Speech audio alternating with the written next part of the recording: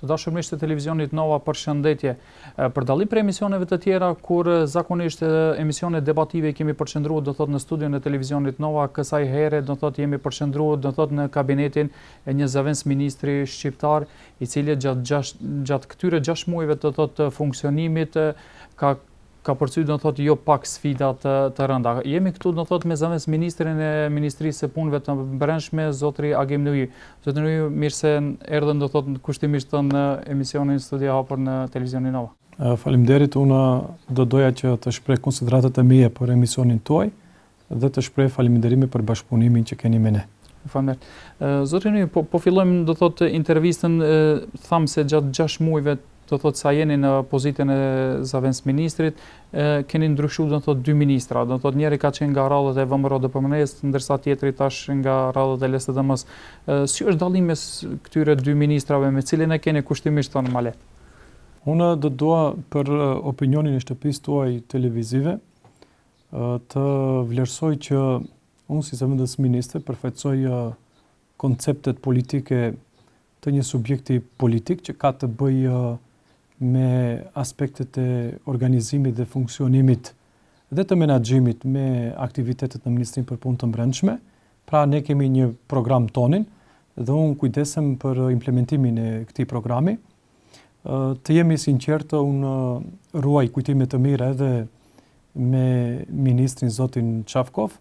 Kam konsiderata edhe për ministrin aktual të Ministrisë për Punë të Brendshme, zotin Spasovski, me të cilin kemi raporte korrekte kolegjiale. Në këtë kontekst dhe dua të them që edhe opinioni më i gjerë ka informacione se kohëve të fundit ka filluar që konflikti politik partijak midis 2 forcave politike që përfaqësojnë tani më ministri i punëve të brendshme dhe zëvendës ministri plotësues ka filluar të bartet edhe në Ministrinë për Punë të Brendshme. Ekzistojnë vështirësi në disa segmente funksionale të Ministrisë për Punë të Brendshme dhe nëse do të shprehem me një terminologji të fizikës, do të kisha thënë që në Ministrinë për Punë të Brendshme ekziston një shtypje osmotike dhe një difuzion, e cila mund të bëjë që ministria edhe të citolizohet. Në këto pikpamje, në këto kontekste, vetëm konceptet e Bashkimit Demokratik për Integrim, të cilat mbështeten në etatizmin dhe në parimin e legalitetit gjatë funksionimit të institucioneve, do të mund të ruaj një dinamizëm të ekuilibruar. Sa kjo përplasje ka ndiku, do thotë që ka ndiku sa do pak do thotë në atë funksionimin e ministrisë, mirë po në atë zbatimin e marrëveshjes ose konceptit ju do thotë të cilit e keni ju si subjekt politik, sa këtu keni pas vështirësi që ta implementoni atë program? Ne nuk kemi pasur ndonjë vështirësi të natyrës serioze, sepse kemi gjetur mirëkuptim edhe me shërbimet profesionale të ministrisë dhe ato që ne kemi pasur për prioritet gjatë kësaj periudhe dhe i kemi menaxhuar në mënyrë të suksesshme. Zotri ministër, zëvendës ministër, tash kishit do thot një konkurs policor. U spekulu në për mediume do thot se sa është numri i shqiptarëve të pranuar në këtë konkurs. Mund të na thoni me cifrë do thot se sa është numri sakt i shqiptarëve të pranuar në konkursin e fundit policor? Për këtë periudhë sa unë jam zëvendës ministër në Ministrinë për Punë të Brendshme, ne kemi pasur 2 konkurse për inkuadrimin në Ministrinë për Punë të Brendshme. Njëri konkurs kishte të bëjë me pranimin e kandidatëve për të ndjekur stërvitjen për policë në qendrën e Idrizovës dhe konkursi i dytë ishte për themelim të marrëdhënies së punës, sipas ligjit për marrëdhënie të punës. Në këto 2 konkurse ne paraprakisht ngritëm qëndrimin se duhet të respektohet parimi i përfaqësimit të drejtë dhe adekuat, sepse ky parim ka bërë që në sistemin politik dhe juridik të Maqedonisë të instalohet një masë afirmative që ka për qëllim eliminimin e një pabarazie faktike në fushën e punës dhe marrëdhënies së punës. Është një masë që ndikon edhe në stabilitetin e institucioneve dhe në integrimin edhe të komuniteteve tjera jo shumë mic në sistemin shtetëror të Maqedonisë. Duke u nisur nga ky koncept, ne me bashkëpunëtorët në Ministri për Punë të Brendshme kemi arsyetuar këtë masë afirmative sepse marrëveshja kur nis e orit në mënyrë institucionale ka futur shtetin në borxh në raport me inkuadrimet edhe të shqiptarëve dhe të komiteteve tjera jo shumis në Maqedoni. Dhe ky borxh institucional herët ose vonë të duhet të kthehet në plotni. Përkatësisht, parimi i përfaqësimit të drejtë dhe adekuat do duhet të zbatohet pa ndonjë hamendje. Në këtë drejtim ne arritëm që edhe t'i ulim kriteret për pranime të reja në polici. Fillimisht kemi ulur çështjen e kriterëve për kualifikimet fizike, pastaj edhe kemi hequr esen nga kualifikimi dhe arritëm që në konkursin për pranimin në polici të pranohen diku rreth 160 shqiptar, pra sipas parimit të përfaqësimit të drejtë dhe adekuat, por edhe në konkursin për pranime të reja sipas ligjit për marrëdhënie të punës, edhe aty arritëm që të respektojmë parimin e përfaqësimit të drejtë. Unë në këtë rast do dua të shpreh konsiderata edhe për bashkëpunëtorët e mi që ishin pjesë në këtë proces. Do dua të falenderoj edhe zëvendës kryeministrin për implementimin e marrëveshjes së orit, edhe zëvendës kryeministrin për integrime evropiane, të cilët së bashku arritëm që edhe në qeverinë e Republikës së Maqedonisë të sjellim një konkluzion, sipas të cilit konkluzion e obliguam Ministrinë për Punë të Brendshme që gjatë pranimeve në polici të respektoj parimin e përfaqësimit të drejtë dhe adekuat, sepse një konkurs i cili do të bazohet vetëm në kritere profesionale, pa u respektuar parimi i përfaqësimit të drejtë dhe adekuat, do të ishte i kontestueshëm nga ana jonë. Ne kemi bërë publike këtë qendrim, por falë bashkërënditjes së gjitha aktiviteteve, me të gjitha faktorët në vend, ne arritëm që këtë përfaqësim edhe të realizojmë. Zotëri Nemi, pas përmbylljes së konkursit, kur veç më u pranun do thotë gjithë ato kandidat nga partitë opozitare shqiptare, do thotë jeni akuzuar disa fëmijë do thotë të ish pjesëtarëve të UÇK-s janë lënë jashtë.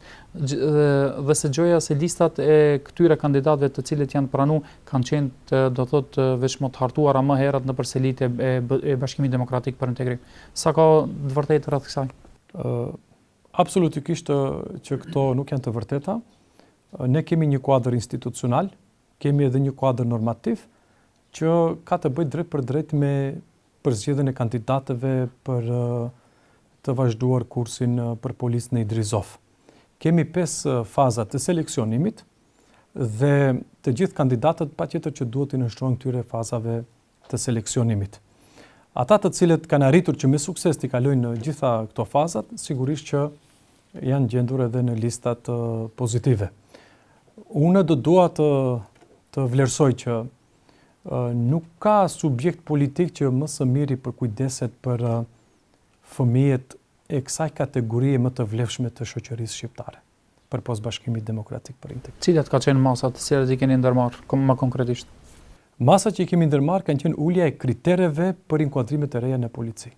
Ne nuk mund të bëjmë diferencime të natyrave të caktuara për të prishur këtë metodologji të seleksionimit. Unë do dua të them që në këto pranime ka pas edhe fëmijë të familjeve të dëshmorëve, familjarë të cilëve ka marrë pjesë edhe në luftën e vitit 2001. Do të thënë çdo herë kur jemi tek përfaqësimi adekuat i shqiptarëve nëpër institucionet shtetërore, çdo herë aty do thotë manipulohet me shifra si nga partitë opozitare si ato në qeverisje.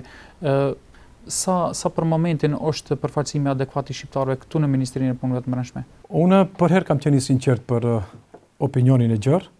Edhe këtë herë do të konfirmoj që Ministria për Punë të Brendshme është një strukturë heterogjene, organizative, funksionale. Duke marrë për bazë këtë natyrë të organizimit të Ministrisë për Punë të Brendshme, do dua të veçoj 3 struktura kryesore në përbërjen e ministrisë dhe do dua të them që në shërbimin civil administrativ përfaqësimi i shqiptarëve është diku rreth 30%. Ndërkaq në Biroën për Siguri Publike, përfaqësimi i shqiptarëve është diku rreth 20%. Ndërkaq në Drejtorinë për Siguri dhe Kundërzbulim, përfaqësimi i shqiptarëve është diku rreth 12%.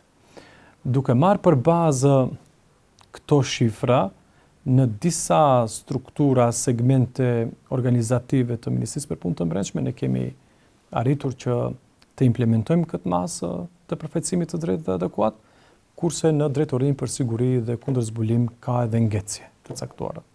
Te këto sektorët e Ministrisë Punëve të Brendshme, shefat e tyre do thotë a ka ndonjë shqiptar prej tyre?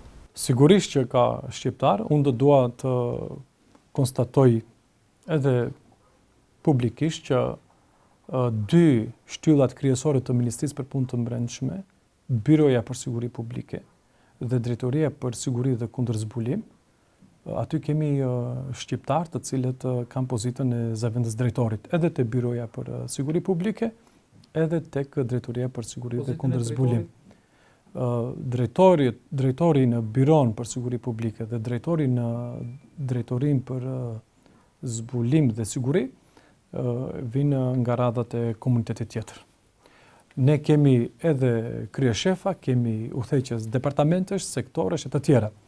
Por vlerësoj që do duhet edhe më shumë të punohet në këtë drejtim, që përfaqësimi të jetë edhe i drejtë, po edhe adekuat, qoftë në vijë horizontale, qoftë në vijë vertikale, sepse vetëm kështu ne do të mund edhe të ndryshojmë një percepcion që kanë qytetarët shqiptar për shërbimet dhe aktivitetet që i realizon Ministria për Punë të Brendshme.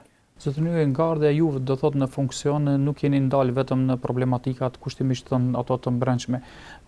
Ko më parë do thotë keni realizuar një takim me zëvendës ministrat e punëve të brendshme të Shqipërisë dhe aty të Kosovës, zotëri Stefan Qipa dhe Nehat Mustafa. Çka do të thotë për shqiptarët ky takim edhe çka është biseduar thjesht aty, cilat kanë qenë konkluzat nga ky takim?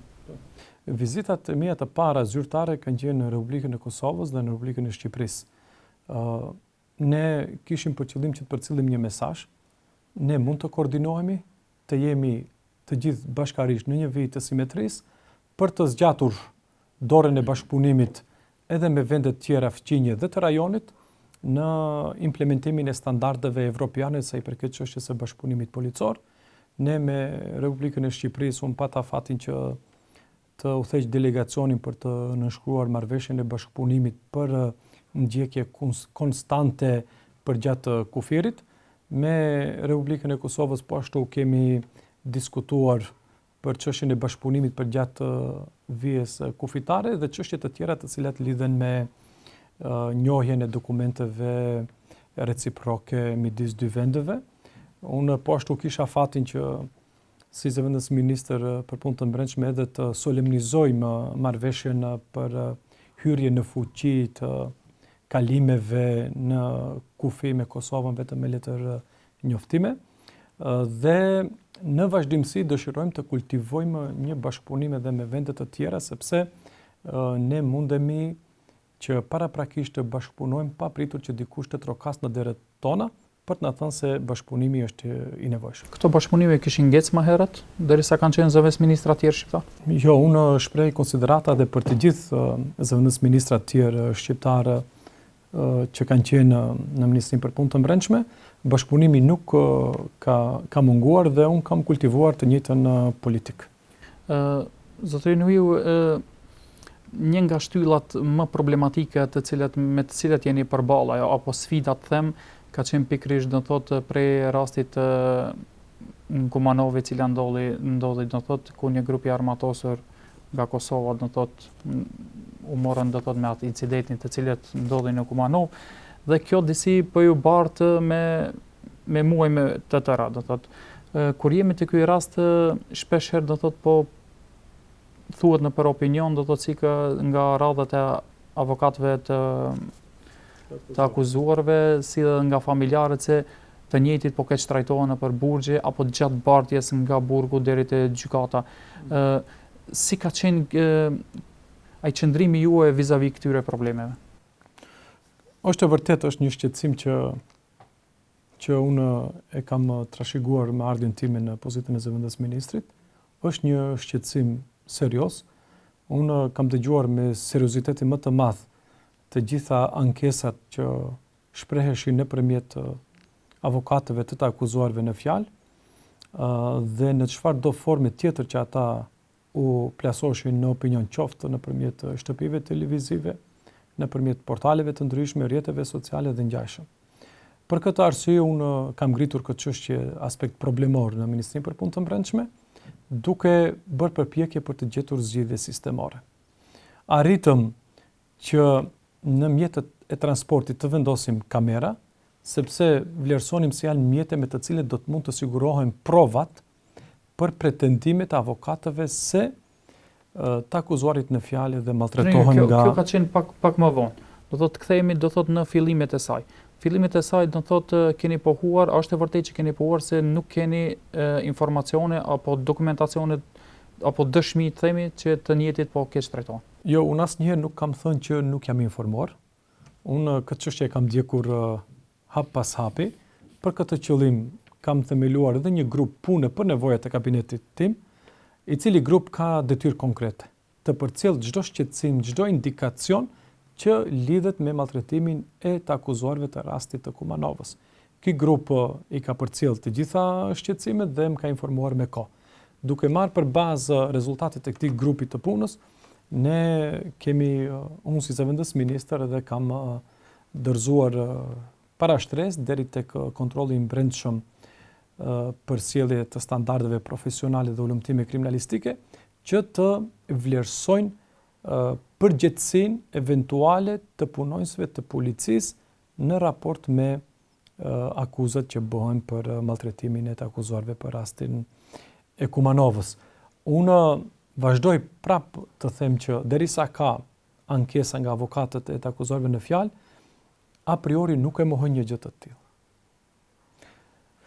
Por, 3 faktorët e rëndësishëm që mund të konfirmojnë ekzistencën e maltretimit të pjesëtarëve të rastit të Kumanovës, e mohojnë një gjë të tillë. Nuk e mohojnë vetëm pjesëtarët e njësisë speciale. Mohimin e bën edhe gardiani i burgut. Mohimin e bëjnë edhe mjekët e burgut në raportet e tyre që i bëjnë për gjendjen shpirtërore, fizike të paraburgosur. Thatë se keni formuar një komision, cilat janë konstatimet e para nga ky komision? Komisioni është grup pune në fakt, që i përcjell të gjitha indikacionet që unë të jem informuar për çdo lëvizje, shqetësim, indikacion që ka të bëjë me maltretimin e të akuzuarve të rastit të Kumanovës, dhe ne si zyrtar politik kemi instrumentet të caktuara që mund t'i vëmë në lëvizje. Instrumentet që unë i kam vënë në lëvizje kishin të bëjnë me vendosjen e kamerave në mjetet e transportit, me iniciimin e parashtresave për të zhvilluar procedurë për vlerësimin e përgjegjësisë të pjesëtarëve të njësisë speciale. Kam vendosur kontakte të drejtë për drejtë edhe me prokurorin e çështjes në fjalë. Kabineti im ka kontakte të vazhdueshme edhe me avokatin e popullit dhe me të gjitha faktorët të cilat qoftë në mënyrë të drejtë për drejtë, qoftë në mënyrë të tërthortë janë të lidhur me akuzat në fjalë.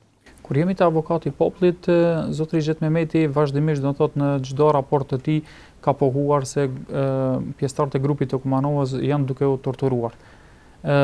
Keni realizuar takim me zotërin Mehmeti dhe në qoftë se jo, do thotë pse nuk e keni patur arsyeshme të takoheni dhe të bashkëbisedoni, bashkëradhitni do thotë ato forcat për të zbardhur do thotë rastin. Unë thash edhe më herët që ne kemi raporte të vazhdueshme me shërbimet e avokatit të popullit në mënyrë institucionale dhe pretendimet e avokatit të popullit ne nuk i mohojmë.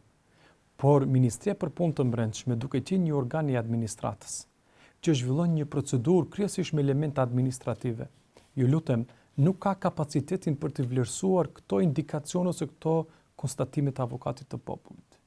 Thirrja ime publike, që e kam bërë në vazhdimsi, po që e bëj edhe tash nëpërmjet shtëpisë tuaj televizive, është që çështja të bartet në gjykatë. Keni parasysh kur kemi akuza konkrete për të cilat unë a priori nuk i mohoj, por kemi edhe mohime të 3 faktorëve kyç sa i përket çështjes së maltretimit të akuzuarve të rastit të Kumanovës. Pra ekziston një kontradiktorialitet. Kur ekziston një kontradiktorialitet, unë vlerësoj se më së miri çështja do duhet të bartet në gjykatë, sepse vetëm gjyqtari ka kapacitetin profesional, ka dijen profesionale, që të mund edhe të shqyrtoj të gjitha provat dhe faktet relevante, qoftë në fazën e hetimit ose në fazën e shqyrtimit të përgjegjësisë penale. Në fazën e parë, vetëm gjyqtari të mund të çmoj faktet relevante se ka apo nuk ka vepër të kundërlidhshme dhe të saktësoj cilësinë e të pandehurit konkret. Ose në fazën e gjykimit, vetëm gjyqtari është ai që në mungesë të provave direkte, siç e kemi në rastin konkret, do të mund edhe t'i vënë në përdorim provat indirekte. Indikacionet, patjetër që nuk duhet të jenë kontradiktore njëra me tjetrën. Patjetër që duhet të jenë pjesë komplementare e një mozaiku që ne i quajmë mjetet të provës për faktet relevante.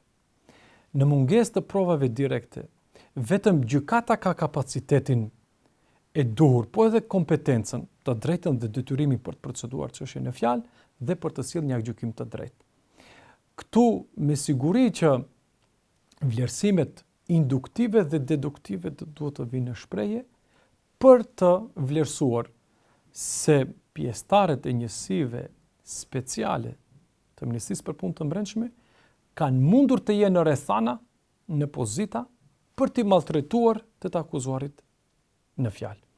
Një gjë të tillë nuk mund ta bëjë Ministria për Punë të Brendshme. Një gjë të tillë mund ta bëjë vetëm gjykata. Pastaj në procesin penal gjyqësor këtu edhe do të zhvillohet parimi i kontradiktorialitetit. Subjekti që do të përfaqësoj akuzën, po edhe ai që do të përfaqësoj të pandehurin, ata do të mund të përdorin edhe mjetet e sulmit dhe të mbrojtjes njëkohësisht për të bindur gjykatën që gjykata të zbatoj normën e caktuar juridiko-materiale, normën e caktuar juridike procedurale dhe të mbështetet në bindjen e lirë të gjyqtarit. Gjyqtari është ai që ka kapacitetet të mbështetura në drejtësi, në drejtshmëri, në bardhësi, në ndërgjegjshmëri për të sjellë një gjykim objektiv dhe të drejtë. Dhe në procedurën gjyqësore penale, sigurisht që komuniteti juridik ka të njohur parimin in dubio pro reo, që nuk kupton se gjyqtari është i lidhur me faktet relevante. Gjyqtari duhet të saktësoj, të ekzaminoj dhe të gjykoj faktet relevante dhe të njëjtat duhet t'i provoj me mjetet konkrete të provës. Prandaj, përfundimi im është që për çështjen në fjalë më së miri do të mund që gjykata të jep fjalën e fundit. Avokati i popullit, avokatët e të akuzuarve, prokuroria publike, po edhe ne si faktor politik do të mund që çështjen ta kanalizojmë dhe fjalën përfundimtare ta jep gjykata. Zotëri Mniu, ti kthehemi pak grupit të punës, çka kanë qenë raportimet e tyre? Kjo më intereson, do të thotë çka kanë raportuar ato, cili ka qenë hapi i tyre, të cilët e kanë vizituar, do të thotë burgosërit, kanë biseduar, do të thotë me familjarët, kanë marrë inqezime nga ato kamerat që thoni, cilat kanë qenë faktet dhe raportimet të cilët ju kanë bërë juve. Unë nuk dua të flas publikisht për të gjitha segmentet që lidhen me të akuzuarit në fjalë. Do dua të them që unë personalisht i kam takuar familjarët e të akuzuarve, me disa prej tyre mbaj edhe komunikime të vazhdueshme sa herë që ka seanca gjyqësore.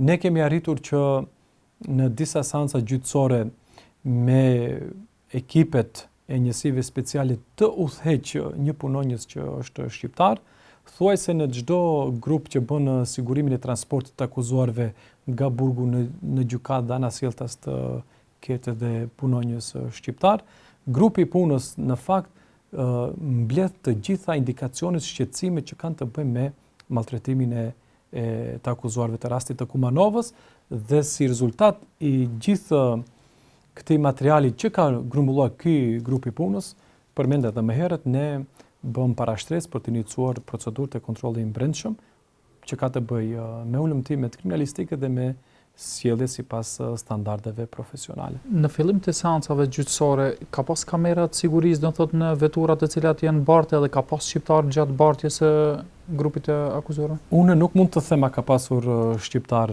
më herët, por do dua të them që nuk ka pasur kamera në mjetet e transportit. Ne I kemi vendosur ata. Do të thotë ka qenë me insistim t'juaj. Sigurisht, dhe tani këto kamera janë në dispozicion edhe të prokurorisë publike, po edhe të gjykatës në qoftë se çështja do të kanalizohet në procedurë gjyqësore. Zotëri, për të qenë më sakt, do t'ju duhet, do thotë padyshim se edhe ndihma e Ministrisë Drejtësisë, ku burgjet do thotë janë nën kompetencat e Ministrisë Drejtësisë. Si është bashkëpunimi mes këtyre dy dikastereve?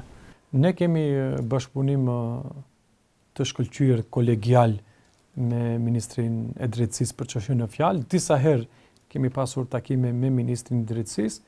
Këto aspekte që kanë të bëjnë me çështjen teknike, metodologjike, me pozicionin juridik të gardianëve, me përgjegjësinë e drejtorisë së burgjeve, me raportet që japin mjekët e burgjeve sa I përket çështjes në fjalë, dhe ne prap kemi ardhur në përfundim se vërtetimin e lidhjes kauzale midis veprimit kundërligjshëm për të cilën ka akuza të drejtpërdrejta me pasojën e shkaktuar do të mund ta bëjë vetëm gjykata. Vetëm gjykata është në gjendje të bëjë gjykimin e kësaj lidhje kauzale, se kush janë ata të cilat e morën këtë veprim të kundërligjshëm dhe cilat janë ata pasoja qoftë që kanë të bëjnë me integritetin fizik, me gjendjen shpirtërore të akuzuarve dhe ngjashëm. Zotëri, se thatë se jeni taku, do thotë, me grupet, me këto familjar të grupit Kumanovës, cili ka qenë shqetësimi tyre, do thotë, kush të realizu këtë takim, ka qenë pjesëtar të tjerë, do thotë, prej partisë ju, do thotë, prej Bashkimit Demokratik për Integrim, apo ju e keni marrë iniciativën si zëvendësministër? Jo, në fakt ata kanë kërkuar që takohen me mua, unë I kam pritur zyrtarisht në kabinetin tim, dhe unë nuk I kam pritur si person privat, po I kam pritur si zëvendësministër në Ministrinë për Punë të Brendshme, dhe I kam dëgjuar të gjitha shqetësimet që ata kanë. Është ngritur dilema për çështjen e funksionimit në kontinuitet të kamerave, ndoshta ata edhe mund të shkyqen në momente të caktuara gjatë transportit e të tjera, dhe për të gjitha këto çështje ne nuk e kemi kredibilitetin ose kapacitetin institucional për të verifikuar këto çështje. Për vlerësimin e provave, për vlefshmërinë e provave, për veprimet të cilat kanë mundur që të çojnë deri tek shkyqja e kamerave ose aspekteve të tjera, do të mund prapë po them gjykata në një procedurë penale gjyqësore të verifikoj të gjitha, sepse vetëm aty mund të bëhet ekspertiza, mund të kërkohet super ekspertiza dhe mund të vënë në dispozicion të gjitha mjetet, qoftë mjetet provuese direkte, qoftë mjetet provuese indirekte. Zotëri, ju ka shkuar ndërmend ndonjëherë të jeni ndonjë me një seancë gjyqësore prezente edhe ju? Ç'ni gjendjen se shifni, do thotë, si po ecë një seancë gjyqësore kështu më radh? Unë çështjen e seancave gjyqësore do dua të ndërlidhi me parimin e publicitetit. Procedura gjyqësore penale, edhe sipas sistemit procedural penal të Maqedonisë, zhvillohen sipas parimit të publicitetit, pra me dyert të hapura, ka përjashtime të caktuara kur edhe publiku përjashtohet. Pse nevojitet parimi I publicitetit? Parimi I publicitetit ka të bëjë në rast të parë me një transparencë të procesit gjyqësor. Ka të bëjë me shoqërizimin e procesit gjyqësor.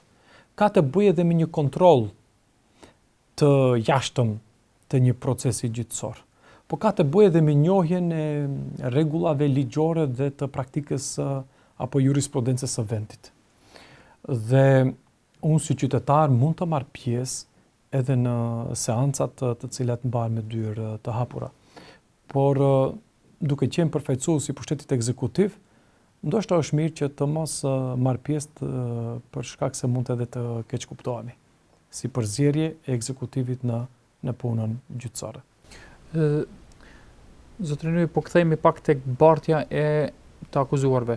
Çdo herë spaku në shqetësimi imi personal ka qenë çdo herë kur mbahen ato seanca gjyqësore, bartja të cilat bëhen nga burgu I Shutkës deri tek gjykatat, Do thot komplet, do thot Shkupja ditë bllokohet nga forcat speciale policore. Pse nevojitet e gjithë ky mobilizim i Ministrisë Punëve të Brendshme, vërtet jepet një pasqyrë, do thot shqetësohen qytetarët se vallë çka do të ndodhë sot. Është i nevojshëm gjithë ky mobilizim i policisë?